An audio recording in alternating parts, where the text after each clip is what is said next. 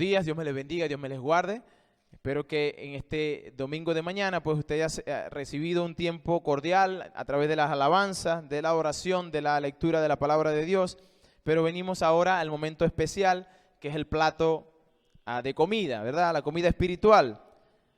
Y como hemos estado discutiendo el libro de Marcos, vamos a continuar con esta serie de predicaciones en el libro de Marcos, y esta vez nos vamos a ir al capítulo 2, versículos del 13 al 17. Marcos capítulo 2, versículos del 13 al 17. Te aguante allí ese libro. El título de la predicación de hoy es Jesús, amigo de pecadores. Jesús, amigo de pecadores. Y ya cuando entremos en el pasaje, usted se dará cuenta por qué el título. Ahora, la semana pasada nosotros vimos cómo Jesús sanó a un paralítico que descendía, ¿verdad?, el techo de una casa. Estaba paralítico y unos amigos hicieron un hueco en el techo de la casa, y entonces este paralítico descendió y Cristo le sanó. Pero en ese pasaje nosotros fue evidenciado, o Cristo da evidencia de que Él es Dios. Porque los que estaban allí en un momento dijeron, Cristo pronunció las palabras, tus pecados te son perdonados. Y los fariseos que estaban en ese momento dijeron, pero ¿cómo puede decir eso si solo Dios puede perdonar pecados? Y Cristo le dijo, bueno, para que sepan que yo tengo el poder para perdonar pecados, le dijo el paralítico, levántate y anda. Mostrando así que Él era Dios también. Además vimos cómo un grupo de los que estaban allí, estos fariseos y escribas, condenaron o cuestionaron a Jesús. Y el tema el texto que vamos a abordar ahora va a tratar otra controversia o otro enfrentamiento. Esta es una serie de enfrentamientos que va a tener Cristo con los fariseos, 5 de ellos de manera consecutiva. El primero de ellos fue con el paralítico, cuando Cristo los confronta porque murmuraban en sus corazones, y Cristo pues lo confronta. En esta oportunidad vamos a ver la segunda confrontación de Cristo con los fariseos. Ahora bien, en el mundo pudiéramos decir que hay 2 tipos de personas, o 3 tipos de personas, pero 3 tipos de personas. Están los cristianos, están los que no son cristianos, y estos que no son cristianos se dividen en 2. Unos dicen que no vienen a la iglesia o no conocen el evangelio, porque a la iglesia solo deben ir, no sé si lo ha escuchado, los malhechores, criminales, personas que tienen vidas visiblemente pecaminosas, que la iglesia es solamente para esas personas que tienen que purgar sus pecados, que tienen que sentirse bien consigo mismos. Y por consiguiente, ellos se creen a sí mismos justos y dicen, pues yo no necesito de eso porque no soy un criminal, no tengo pecados visibles, escandalosos, de tal manera que para ellos es la iglesia. Y por eso no vienen a Cristo. Otro grupo dentro de ellos dice, no, yo no voy a la iglesia porque en la iglesia hay gente santa y yo soy muy malo. En la iglesia va puras personas que son sin pecados, casi que de cristales, y yo soy muy malo, por eso ni me acerco. Así que cada grupo tiene su excusa, ¿verdad? Tiene una excusa para acercarse a Dios, pero básicamente estos 2 grupos están de acuerdo en una cosa, que ellos no califican para ir a la iglesia. Pero esta conclusión no procede de un corazón humillado o humilde, sino más bien lo usan como un pretexto para no acercarse a Dios. Bueno, el pasaje que vamos a leer a continuación va a mostrarnos que estos 2 grupos están equivocados. Lea conmigo Marcos capítulo 1, Marcos capítulo 2, versículos 13 al 17. Dice así: Después volvió a salir al mar y toda la gente venía a él y les enseñaba. Y al pasar vio a Leví, hijo de Alfeo, sentado en el banco de los tributos públicos, y le dijo: sígueme. Y levantándose le siguió. Aconteció que estando Jesús a la mesa en casa de él, muchos publicanos y pecadores estaban también a la mesa juntamente con Jesús y sus discípulos, porque había muchos que le habían seguido. Y los escribas y fariseos, viéndoles comer con los publicanos y los pecadores, dijeron a los discípulos: ¿qué es esto? Que él come y bebe con los publicanos y pecadores. Al oír esto, Jesús les dijo: los sanos no tienen necesidad de médicos, sino los enfermos. No he venido a llamar a justos, sino a pecadores. Buen Dios y Padre Celestial, en esta hora te doy gracias por tu amor y misericordia, Señor. Padre, pero te ruego en esta hora, Señor, que tú puedas usarme, Señor, como instrumento en tus manos para poder predicar tu palabra, Señor, tal cual está escrita, Señor. Que tú puedas ayudarme, Señor, aún en mis debilidades, Padre, como ser humano, con mis limitaciones como ser humano, Señor. Te ruego en el nombre de Jesús, pues, que podamos nosotros aprender en esta tarde, en esta mañana, lo que realmente, Señor, tú nos estás diciendo. Te suplico que tú veas nuestros corazones, que tú puedas examinarlos, Señor, en esta mañana. En el nombre poderoso de Cristo Jesús. Amén y amén. Lo primero que nosotros vemos en el pasaje es que en el pasaje Cristo va a mostrar una vez más cuál es el ministerio principal de él. Si ustedes notaron, en el versículo 13 dice: después volvió a salir al mar y toda la gente venía a él. ¿Y qué hacía él? Les enseñaba. Si ustedes recuerdan, nosotros hemos estado viendo cómo Cristo salió de las aguas del bautismo e inmediatamente Cristo predicaba el evangelio de Dios. Si ustedes recuerdan el capítulo 1, el versículo 14, Cristo dice que después de que que vino a Galilea, predicando el evangelio del reino de Dios. Y mira el mensaje que predicaba, dice el versículo 15, diciendo: el tiempo se ha cumplido, el reino de Dios se ha acercado, arrepentíos y creed en el evangelio. Lo que Cristo hizo cada vez que entró o que tuvo una comunidad delante de él fue enseñarles, predicarles el evangelio de Dios.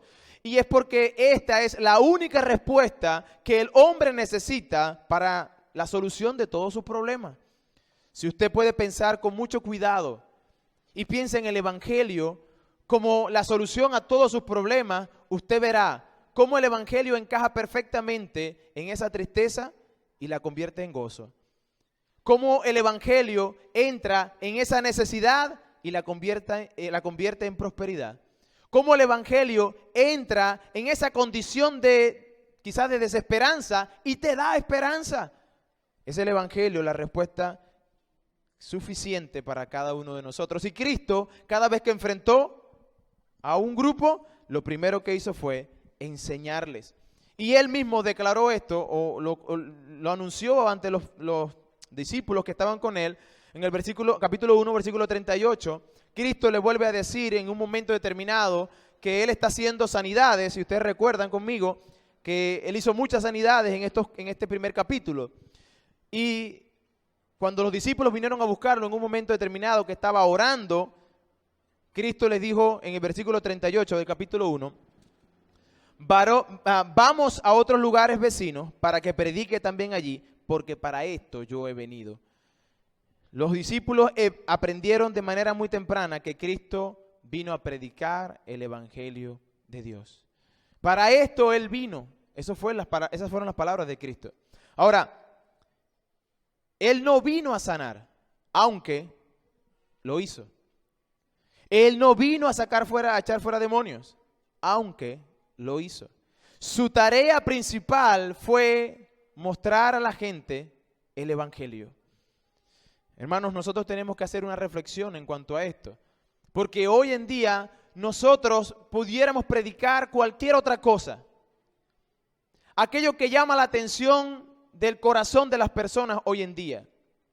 Quizás de la abundancia, de las riquezas, de la falacia de que en esta vida tú serás siempre feliz. Pero sinceramente nada de eso puede satisfacer lo espiritual. satisfaldrá la carne, pero el espíritu quedará siempre vacío.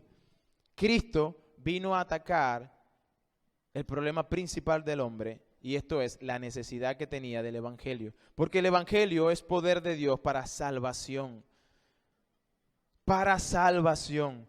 Cuando la gente se acercaba a él, venían con muchas preocupaciones, por muchos motivos venían a él, pero Cristo les enseñaba. Cristo les enseñaba. Ahora, piense conmigo, Cristo está enseñando en Capernaum, ¿verdad? Está predicando el evangelio, y mientras está caminando, se consigue a un hombre allí sentado en los tributos, o en el lugar, en una mesa, recogiendo, ¿verdad?, el impuesto. El impuesto de salida, el impuesto de llegada. Recuerden que Capernaum es un lugar costero, ¿verdad? Marítimo, un lugar portuario donde barcos llegan y salen, van y vienen. Entonces debía cobrarse impuesto, ¿verdad? La gente que llegaba, entraba y salía. Bueno, Jesús va caminando y se consigue a Leví. Y dice que lo vio en su trabajo e inmediatamente le dijo, sígueme. Ahora yo quisiera abordar este tema pensando en la condición social de Leví. ¿Quién era Leví? ¿Cuál era su condición? Vamos a ver a los amigos de Leví, los pecadores. Y finalmente vamos a ver a Cristo en el territorio, en el campo misionero, si pudiéramos decirlo, que él vino a desempeñar. Pensemos, ¿quién era Leví? Bueno, Leví era el mismo Mateo.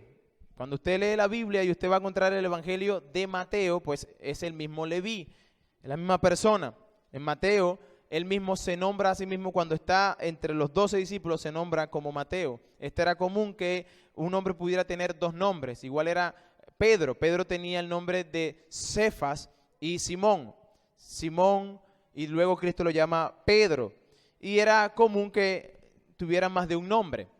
Bueno, Mateo era un judío que trabajaba como recolector de impuestos de esta ciudad en Capernaum. Mateo era parte de un negocio lucrativo tan tremendo, muy lucrativo. Y es que debido a la ocupación de Roma sobre Israel, Israel debía pagarle impuestos a Roma.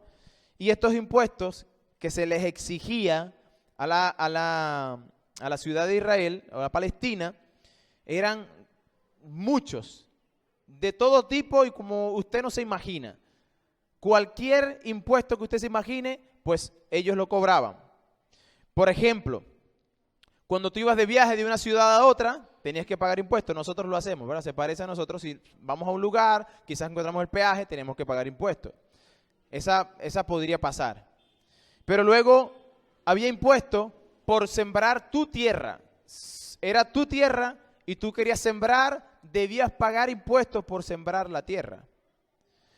Tú debías pagar impuestos si eras varón y tenías de entre 14 a 65 años, tenías que pagar impuestos, solamente por ser varón. Por ser mujer también debías pagar impuestos, pero las mujeres eran desde los 12 años, 2 años antes, debían pagar impuestos. Solamente porque tú existieras, tenías que pagar impuestos. Bueno, el encargado de recoger estos impuestos en esta región de Galilea era Herodes Antipa. Y Herodes Antipa lo que hizo fue buscarse a personas que alquilaban estas mesas, pues. Les alquilaban estos lugares al mejor postor. Herodes iba por allí diciendo, ¿tú quieres ser cobrador de impuestos? Sí, ok, aquí está tu mesa, aquí está tu sello para que quede todo legal, cobra impuestos. No había algo mayor que yo tuviera que hacer, simplemente estar dispuesto a pagar, a cobrar con mucha firmeza el impuesto que se exigía. Ahora, cuando tú piensas en Mateo, este judío que estaba cobrando impuestos a su propia gente, estos impuestos que Roma exigía era lo mínimo. Roma exigía lo mínimo de todos estos impuestos. Pero el cobrador de impuestos, él podía pedir la máxima Y no están claros, los eruditos no están claros en cuánto era lo mínimo y cuánto era lo máximo. Pero pensemos para darle un monto y entender nosotros, pensemos en 100. 100 era lo máximo, lo mínimo era 10. Entonces, de todos los impuestos que tú recolectabas, a Roma tú le dabas el 10% de todo lo que se recolectaba. Y entonces el recolector de impuestos se quedaba con el 90%. Dígame usted si eso no es un negocio lucrativo. ¿A quién no le iba a gustar estar sentado en una mesa cobrando impuestos? Se quedaba con el 90% de lo que él recogía. Entonces, este judío, lo que pasaba con él era que estaba recolectando impuestos a su propia gente. Él maltrataba a su propia gente.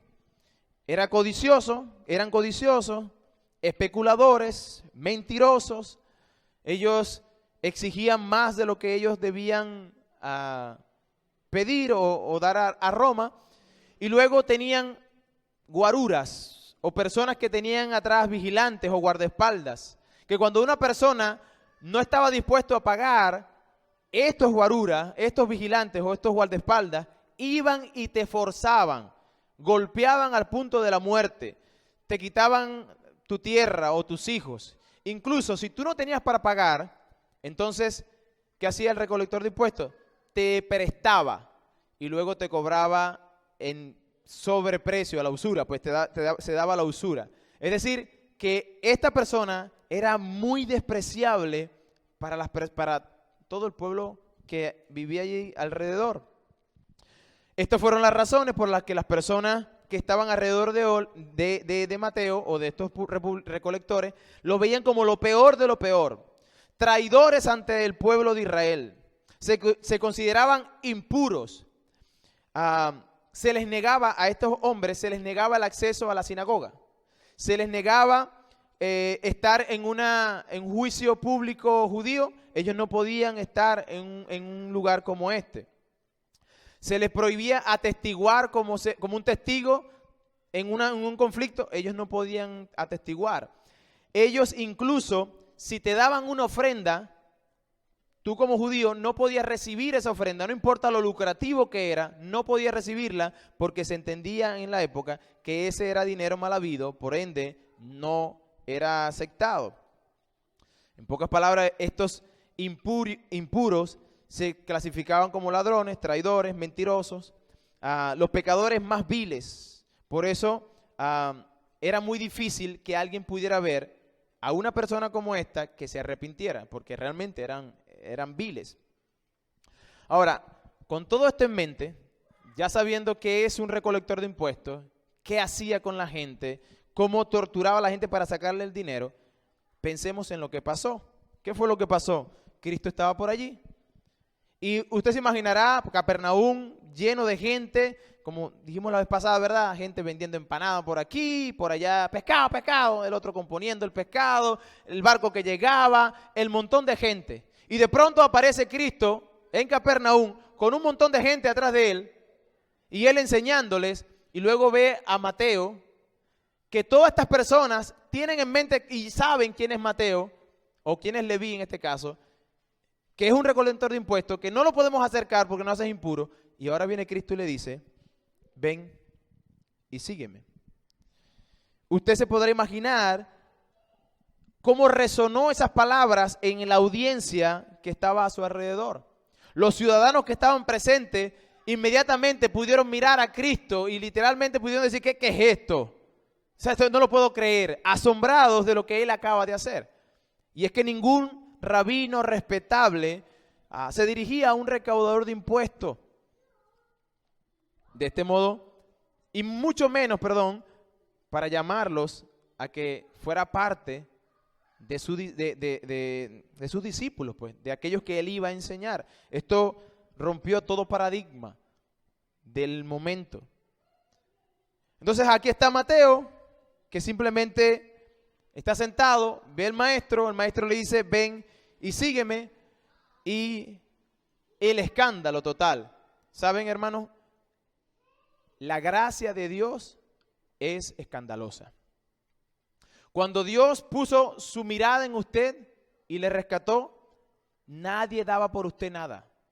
El enemigo en el cual usted estaba a merced de él, no era que usted estaba ahí a su favor, llevado de un lado a otro, en una complacencia. No, él no daba nada por usted. Ciertamente Cristo vino y puso su mirada en usted, y cuando lo llama es escandaloso. Y es escandaloso porque Dios es santo y usted y yo no lo somos. Usted podrá ver la corte celestial que no sabe cómo funciona la gracia entre Dios y los hombres. Los ángeles no saben, ellos desean mirar cómo es la relación de Dios con su pueblo. Ellos no saben lo que significa gracia porque ellos no fueron creados para experimentar la gracia.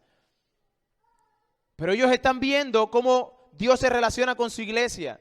Y cuando ellos ven que Cristo se acerca a uno de nosotros y nos llama, ven a ser parte y nos adopta como hijo suyo, los ángeles literalmente se asombran.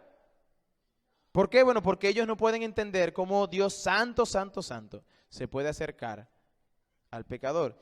Y sin embargo, nosotros sabemos que es a través y solo por Cristo que nosotros podemos tener este acceso. Ahora, Mateo, que estaba en ese momento allí, él posiblemente había escuchado de Jesús. Recuerden que ya él había estado en Capernaum, había sanado a los paralíticos, las multitudes. Recuerdan al leproso que fue sanado, y este leproso fue y dijo quién era Jesús, y ahora la gente estaba detrás de él. Y cuando Jesús se aparta por un tiempo y regresa a Capernaum, se consigue otra vez a la gente, y posiblemente Mateo ya había escuchado de este Jesús. Sin embargo, yo también puedo ver el asombro de Mateo al momento de llamarlo.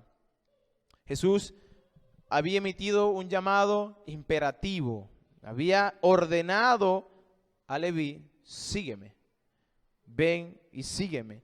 Pero ya lo había hecho con Pedro, con Juan, con Jacobo y Andrés. Entonces Mateo estaba aquí, estupefacto con el llamado del Señor. Sin embargo, dice la Biblia, que Mateo le siguió. Mateo estaba consciente de lo que él era.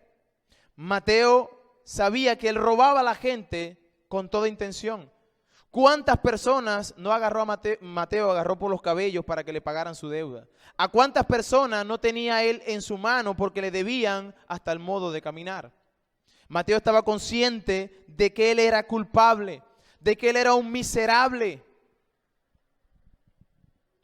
Pero también él era un hombre bastante afligido por la culpa de no poder ser parte de una sociedad en la cual él vivía. Este era un hombre que solo se apartaba y andaba con gente como él, solo pecadores, que la gente lo señalaba y que sabían que no podían estar cerca de lo que el ámbito religioso, sino bien lejos. Es interesante porque Mateo podía experimentar la culpa y podía saber que estaba mal, pero él seguía haciendo eso que estaba mal. Y en algún sentido, él tenía algún consuelo dentro de sus amistades pecadoras. Pero no es hasta que tiene un encuentro con Cristo que él va a experimentar verdadera libertad.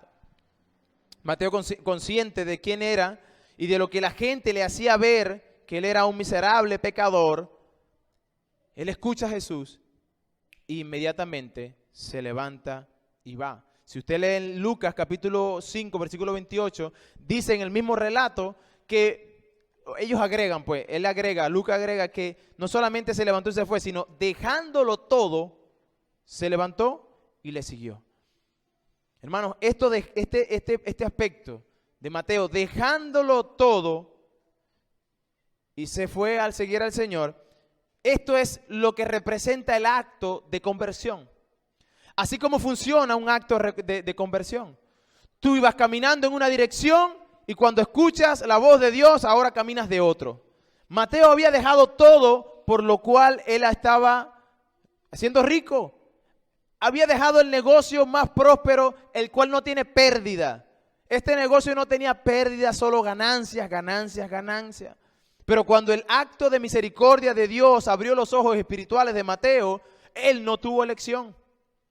Él no fue que pensó y dijo, bueno, ya voy, déjame pensar, que es que tengo dinero por aquí, gente que me falta por pagar. Déjeme, Señor, déjeme hacer estas cuentas y ya te sigo. Él no pensó en que las repercusiones que tenía dejar el banco allí y seguir a Jesús, porque él estaba dejando el puesto que Roma le había dado. Él no estaba pensando en nada de eso. Él estaba pensando en su condición de culpable. Y esto es lo que había visto Cristo. Y esto es lo que necesita o capacita al hombre para hacer esa pieza fundamental o esa pieza que Cristo está buscando. Una persona que entienda que es culpable. Una persona que entienda que es un pecador. Solo ellos pueden escuchar claramente la gracia de Dios llamándoles. Mateo no titubeó, sino obedeció. Este hombre había vendido su alma por el dinero. Él, toda su vida o la vida que él tenía de recaudador, pues era eso. No tenía sociedad, no tenía vínculos con la sociedad, sino era cobrar impuestos y estar entre pecadores. Qué terrible es vivir vidas que simplemente son una constante ir y venir. Voy y vengo, voy y vengo, voy y vengo. Sin sentido, sin ver para un lado ni ver para el otro porque estoy contaminado, porque no me puedo acercar, porque la gente me mira con desprecio. Yo recuerdo que en momentos, en tiempos pasados, el cristianismo en nuestra Venezuela era considerado como los brutos, los que no saben hablar. Los cristianos era lo peor de lo que pudiera existir. Incluso personas que tenían alguna posición política tenían cierto recelo con el evangélico. Yo mismo, antes de llegar a Cristo, yo hablaba despectivamente de los evangélicos. Los llamaba los aleluya, esos aleluya. Así como un joven yo veía al cristianismo.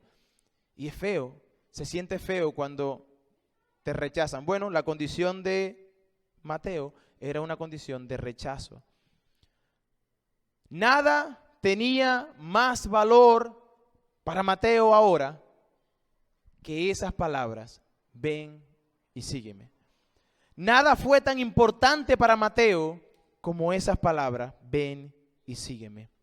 Nada era necesario sino obedecer la palabra que Cristo estaba conduciendo. Y si ustedes van a Filipenses, me acompañan rápidamente a Filipenses capítulo 3, Pablo tiene unas palabras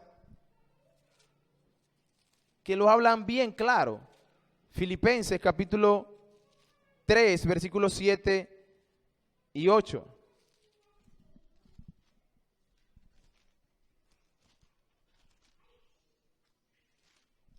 Filipenses capítulo 3,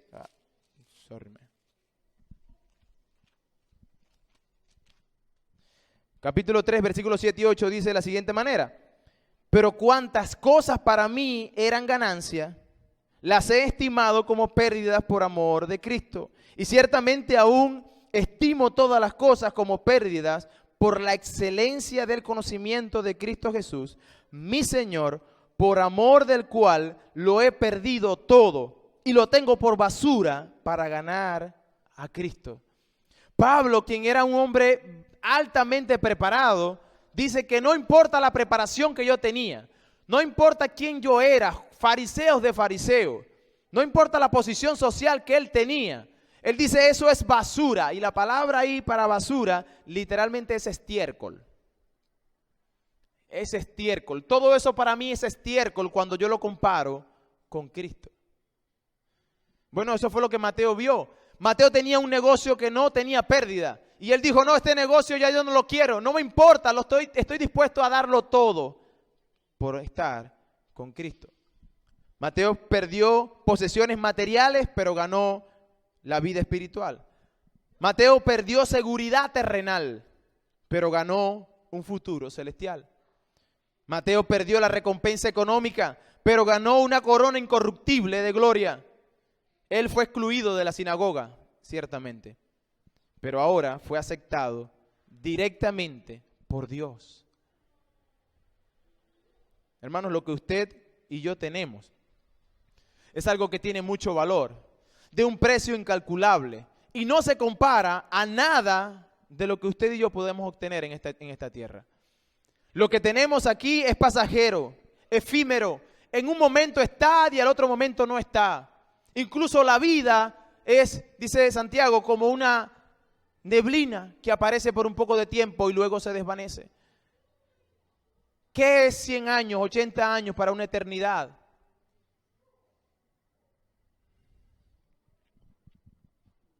Esto fue escandaloso. Que Cristo llamara a Mateo y fuera parte de él fue escandaloso para los que estaban alrededor de él. Pero ¿cuánto fue escandaloso cuando Cristo te llamó también a ti? Yo estoy seguro, si usted tuvo una vida en el mundo, ¿verdad? Yo estoy seguro que a usted le dijeron cuando fue a la iglesia por primera vez o andaba con la Biblia debajo del brazo yendo a la iglesia, mucha gente se le acercó y le dijo, ¿ve el evangélico ese, ve? Se burlaron de usted. Y hicieron todas las cosas que pudieran hacer para evitar que usted pues siguiera ese camino. Mucha gente se burló de usted, pero a usted no le importó. Porque usted entendía o entendió que allá en Cristo había algo mucho mejor. Esto fue escandaloso. Pero más escandaloso fue el hecho de que Cristo ahora no solamente le dijo, ven y sé parte de mi equipo, sino vamos a una fiesta preparada por Mateo, en ese lugar donde estaban los pecadores, donde Cristo es el invitado de honor.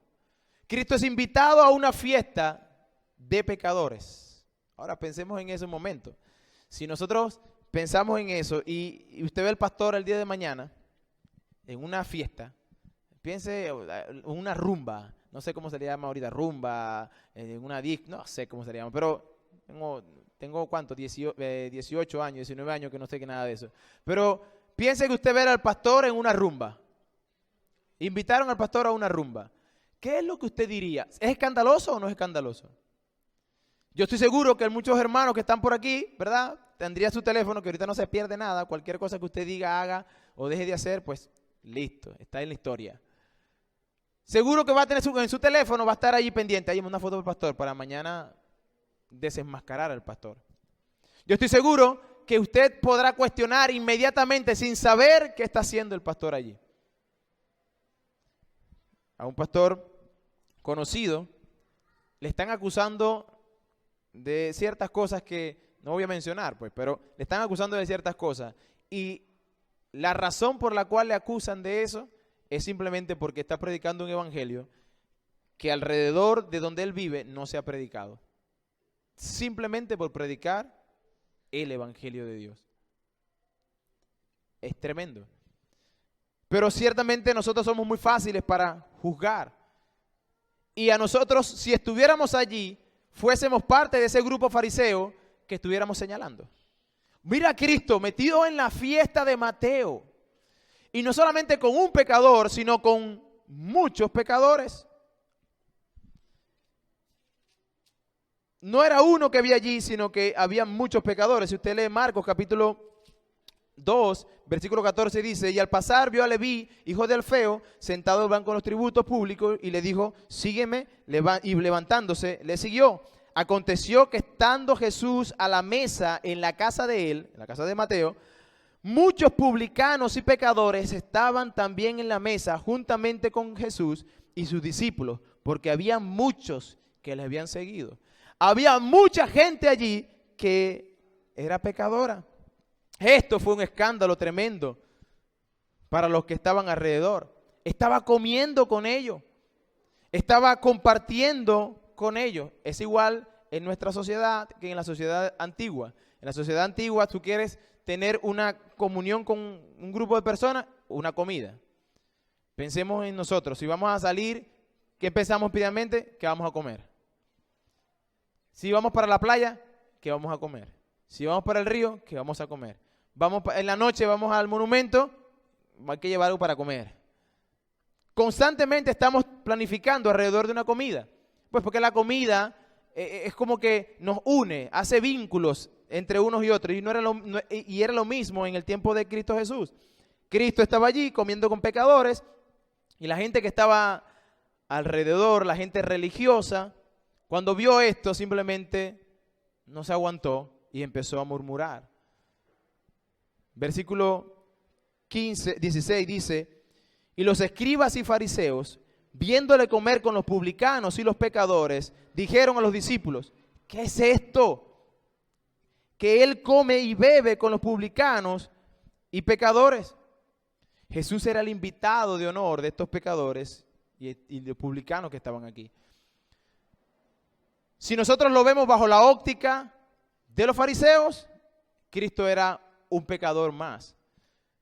Yo puedo escuchar a estos pecadores, a estos escribas y fariseos diciendo: yo te dije, este Cristo que andaba por ahí dando vueltas, ese no tenía nada bueno. Mira, ahí está, ahí está la evidencia, comiendo con pecadores. Yo puedo escuchar eso de los fariseos que estaban allí. Incluso escuchar sentencia. Todo aquel que venía o está detrás de él, pues en la perdición va a caer. Y es que estos religiosos que estaban allí lo veían bajo la óptica de su legalismo, de sus leyes morales que estaban ciertamente por encima del hombre, pero por debajo de Dios. Leyes que ellos mismos establecieron para guiarse. Pero si lo vemos bajo la óptica de Cristo, esto era su campo misionero. Pensemos, ¿a qué vino Cristo? A salvar a pecadores. ¿Qué era este lugar? El campo misionero perfecto de Cristo. Pecadores. Si no, ¿a quién vino? ¿A quién vino? ¿A qué vino Cristo? Incluso la ley decía que el Mesías vino a buscar a los pecadores. Este era el campo donde Cristo tenía que estar. Ahora, estas personas vivían, todo este grupo de personas que estaban allí, vivían al margen de la sociedad, eran igual que Mateo, eran el grupo más vil que pudiera haber. Dentro de lo vil, ellos eran más vil. Porque el fariseo entendía que él era pecador. Decía, nosotros somos pecadores y entendemos que somos pecadores y tenemos que llevar un sacrificio ante Dios para purgar nuestros pecados y limpiar nuestros pecados. Pero estos no tenían acceso a hacer eso. No tenían acceso a ir al templo y llevar un sacrificio porque no podían, eran impuros. De tal manera que ellos eran lo peor de lo peor. Eso era la óptica farisea. Ahora, pensemos en nosotros una vez más. Si nosotros pensamos en nosotros, ¿quiénes somos nosotros? ¿O quiénes éramos nosotros? ¿Acaso no éramos nosotros lo vil y lo menospreciado de este mundo? Si usted no era eso, entonces usted no fue parte de los que Dios vino a escoger. ¿Y por qué digo eso? Bueno, porque la Biblia dice en 1 Corintios capítulo 1, versículo 25, de la siguiente manera. Dice, porque lo insensato de Dios es más sabio que los hombres, y lo vil de Dios es más fuerte que los hombres. Pues mirad, hermanos, vuestra vocación, con que sois muchos sabios según la carne. Ni muchos poderosos, ni muchos nobles, sino que lo necio del mundo escogió Dios para avergonzar a los sabios. Y lo vil del mundo escogió Dios para avergonzar a lo fuerte. Y lo vil del mundo y lo menospreciado escogió Dios, y lo que no es, para deshacer lo que es. Usted no era nadie, usted era un vil, usted era un despreciado, usted era lo peor de lo peor. Eso éramos usted y yo. Y Él dice en su palabra que a esos Él vino a buscar. De manera que Mateo era la persona perfecta, calificaba perfectamente como toda la humanidad. Pero aquí hay una gran diferencia, y es que la gracia de Dios alcanzó a Mateo, lo transformó, lo trajo de las tinieblas a la luz admirable. Pero los fariseos que estaban allí, ellos no creían que eran pecadores. Y esa es la diferencia. El reconocer que soy un pecador y simplemente reconocer que no lo soy. O simplemente aceptar, yo no soy tan como aquellos. La gracia de Dios alcanzó a Mateo y lo transformó. Pero Mateo no solamente se quedó con la transformación de él. ¿Cómo vemos la conversión de Mateo una vez más? Al momento de su conversión se levantó y siguió a Cristo, pero inmediatamente hizo una fiesta y llamó a los que estaban con él. Llamó a los que estaban con él y dijo, vamos a sentarnos aquí que viene Cristo, va a hablarnos de algo. Mateo no tenía preparación teológica. Mateo no sabía nada posiblemente de la ley. Posiblemente Mateo estaba allí simplemente disfrutando de la gracia de Dios. ¿Pero qué hizo Mateo? Dijo, yo recibí algo y yo les voy a llevar con el que yo recibí. Yo les voy a llevar a Cristo. Él, yo no sé, pero Él sí sabe. Y aquí debemos hacer una pausa para pensar en eso. Y nosotros, hermanos, usted muestra conversión. Sí, hermano, porque yo me convertí y usted da su testimonio de conversión. Bien. ¿Y cómo está su relación con sus amigos? Esos amigos o compañeros que tienen en el mundo, ¿cómo es su relación con ellos? ¿Vienen a Cristo o no vienen a Cristo? Hermano, es que yo no tengo facilidad de palabra, yo no conozco mucho la Biblia. Sí, pero Mateo no era un teólogo. Mateo no tenía un día de convertido cuando ya había preparado una fiesta para invitarles a que Jesús viniera.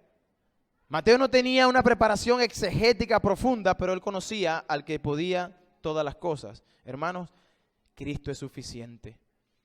En ese sentido, usted conoce a Cristo y sabe cómo Cristo le salvó, pues entonces muéstrale a Cristo. Nosotros nos hemos ensimismado en nosotros mismos, hemos vuelto la mirada en nosotros mismos y nos hemos olvidado de que allá afuera hay un mundo que nosotros debemos traer. Y a veces pensamos en ir allá a Tanzania. Yo quiero ir para Tanzania, quiero ir para África, quiero ir para... Sí, pero tienes al lado tuyo a una persona que necesita de Cristo.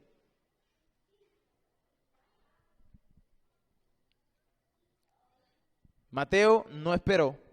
Mateo simplemente organizó una fiesta y llevó a estos hombres a que conocieran al Señor. Mientras tanto estaban los fariseos allí y estos expertos, se hicieron expertos de la ley para señalar nada más. Tengamos cuidado, hermanos, con conocer mucho la Biblia para señalar y no para aplicar. Porque a veces nos volvemos fariseos cuando conocemos los pasajes y podemos ver a un hermano que está equivocado y señalamos. No, pero... y no lo aplicamos a nosotros mismos. Estos escribas estaban haciendo esto, se hicieron expertos en señalar, en estudiar la ley o las tradiciones humanas que ellos mismos habían desarrollado para simplemente señalar. Ellos afirmaban que eran santos, pero su moralidad era superficial. Ellos anunciaban que tenían justicia, pero la justicia que ellos tenían no venía de un corazón transformado, sino era una justicia hipócrita. Una justicia que se veía por el vestido, por cómo hablar, pero el corazón estaba alejado totalmente. Estas leyes que seguían estos hombres eran simplemente reglas hipócritas que los hacían creer que eran más santos que todos los demás. Cristo los enfrentó y cuando los enfrentó les dijo tremendas palabras. Versículo 17. Los confrontó tremendamente. Versículo 17. Al oír esto Jesús, al oír lo que ellos estaban diciendo, murmurando, ahí vociferando entre ellos, les dijo, los sanos no tienen necesidad de médicos, sino los enfermos. No he venido a llamar a justos, sino a pecadores. No he venido a llamar a justos, sino a pecadores. Él escucha el comentario de estos hombres y los va a confrontar. Y él usa esta ilustración tremenda. Él muestra la naturaleza compasiva de Cristo. Esa naturaleza que es inherente a él. La compasión por el pecador. Por esa persona que necesita salir de donde está, de ese mundo de pecado. Y pronunció, el enfermo necesita al médico. Y es lógico, ¿verdad? Es lógico que una persona que tenga algún tipo de enfermedad llegue al médico. Si usted está en una situación donde tiene un pie roto, una mano rota, es lógico que lo primero que usted haga es recurrir al médico. Pero si usted tiene un pie roto, una mano rota y no va al médico, usted posiblemente va a experimentar un dolor terrible, mucho dolor. Y posiblemente esa mano o ese pie que quedó roto se le va a quedar roto y va a quedar inútil. Porque no fue al médico. El médico es el que está capacitado para poder curarle. Bueno, Cristo lógicamente le hizo esta ilustración y los confrontó con ellos mismos. Es más, desenmascaró a los fariseos, desenmascaró la hipocresía de ellos. Ellos no eran piadosos nada, porque ahí había muchos enfermos y se suponía que ellos eran los doctores. ¿Y qué hace el doctor? Imagínense la ironía, esto sería una ironía grandísima, que yo venga con mi pie roto al doctor y el doctor me vea, muy bien, vaya y acuéstese, vaya a su casa y repose. No, pero es que tengo un pie roto. Sería ilógico que un médico me mandara para la casa simplemente a reposar. No, el médico tiene que curarme porque para eso él estudió. Para eso él se capacitó. Y es lógico. Y los fariseos pues simplemente se llamaban a sí mismos eruditos, maestros de la ley. Pero ciertamente ellos carecían de toda piedad, de toda bondad. Y Cristo vino a mostrarla y también a desenmascararlos a ellos. Estos eran pecadores y se suponía que ustedes conocían la ley. Nunca llegaron a predicarles porque se hacían impuros. Bueno, Cristo llegó y no solamente los llamó, sino que compartió con ellos. Y aquí hay una línea muy delgada entre compartir el evangelio y compartir en su pecado. Cristo no compartió su pecado, Cristo compartió el evangelio con los pecadores. No me diga usted mañana pasado que, bueno, pastor, estaba en una rumba. Ajá, ¿y qué estaba haciendo en la rumba? Compartiendo el evangelio. Y bueno, de una vez me eché un piecito para, tú sabes, para agarrar confianza. No me diga eso porque eso no fue lo que hizo Cristo. Cristo llegó a compartir el evangelio. Recuerden, cada vez que se conseguía a una multitud, les enseñaba. ¿Qué les enseñaba? El evangelio. ¿Cuál era el mensaje? Arrepentíos y creed en el evangelio. Este era el mensaje que Cristo llevó a estos hombres. Pero habían algunos aquí que simplemente se llamaban a sí mismos justos o se hacían justos. Si tú te crees autosuficiente, si tú eres justo, si tú eres santo, ¿está bien? Tú no necesitas a Cristo, porque tú eres todo eso. Tú eres justo, tú eres santo, tú eres autosuficiente, no necesitas a Cristo. Por ahora. Pero en algún momento tú lo vas a necesitar. Y cuando quizás lo necesites sea demasiado tarde. Si una persona tiene cáncer y conoce su condición de cáncer, él puede ir al médico y el médico puede recetar y trabajar con quimioterapia para poder salir de eso y posiblemente puede salvarse. Pero piensa en una persona que dice, no, teniendo cáncer, dice, no, yo no tengo cáncer, yo estoy sano. Y usted sabe que esa persona le queda poco tiempo de vida. ¿Y por qué? Porque ese cáncer va a crecer hasta que ciertamente acabe con su vida. Y entonces, cuando despierte de ese dormir momentáneo, se encontrará en una situación difícil con el que es santo, santo, santo. Y esa situación difícil solamente se libra teniendo a Jesucristo como su Señor y Salvador. Pero si no lo tiene, entonces será demasiado tarde para usted. Lo necesitará y ya no estará como abogado, sino como juez. Porque Él vino a los suyos, y dice la Biblia, los suyos no le recibieron. Si tú escuchaste la voz de Dios, entonces tú entiendes que tú eres un pecador. La Biblia dice en Romanos capítulo 3 que no hay justo ni aún uno. Todos somos pecadores.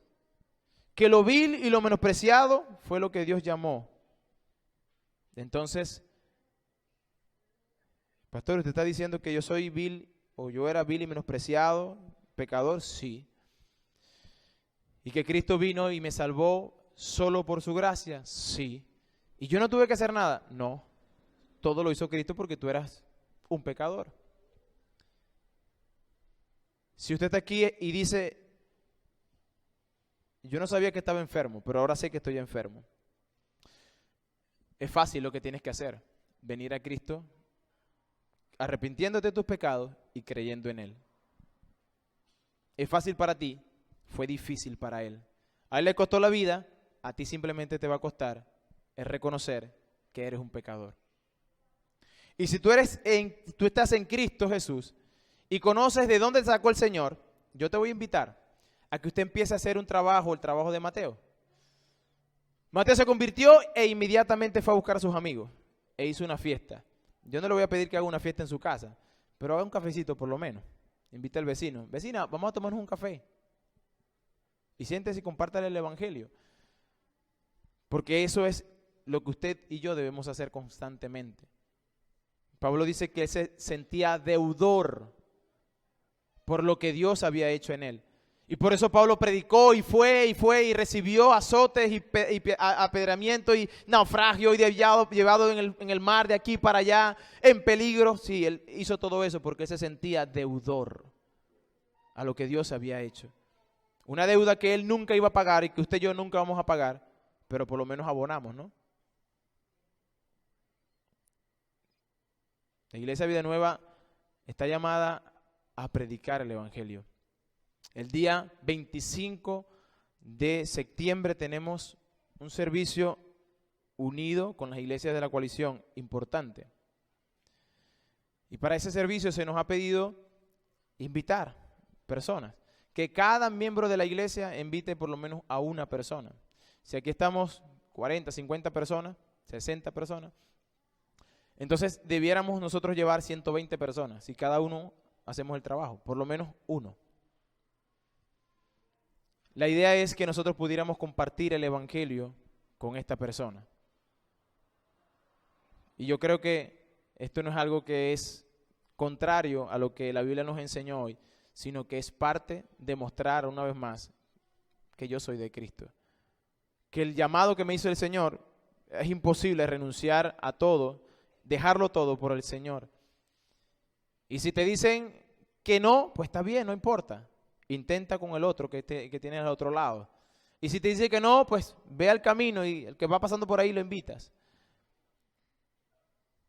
Pero hermano querido, usted y yo debemos llevar a cabo esa gran comisión. Mateo creyó y lo hizo. Espero que también la Iglesia Vida Nueva que cree y los que creerán, crean, pero para hacerlo. No para simplemente decir yo soy, sino para ir y hacer lo que el Señor nos mandó a hacer. Vamos a orar.